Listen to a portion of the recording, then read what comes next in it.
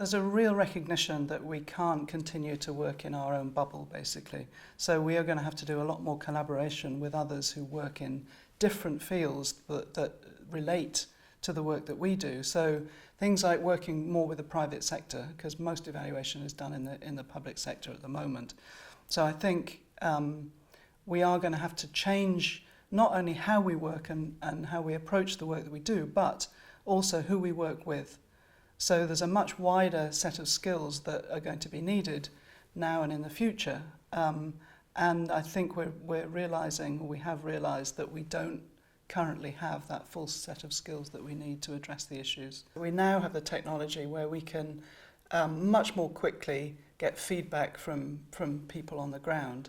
We're not yet well enough practiced in using that, but I think we'll see that happening more and more. And so the time that it takes to get that feedback from people into the sort of translation of that and reporting on it to the people that we work with in our world is going to get shorter and shorter.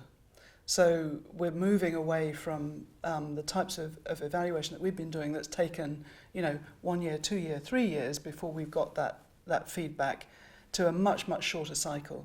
So I think we're seeing shorter run without losing the quality of what we're doing, because our responsibility is to make sure that the information that we provide is relevant, accurate, reliable, credible, and therefore used. And there's a much closer working now between public and private sector.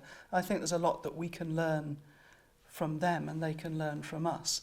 In terms of challenges, I think, well, there's all the sort of proprietary issues around, if we're talking about data, how much sharing of data is going to happen. And I think in the government sector, the public sector, we're further down the path in terms of making our data available publicly. And I think if we're talking about using things like big data, then we have to negotiate the possibility of that being made available for doing good, actually. So not just for commercial advantage, but for social good.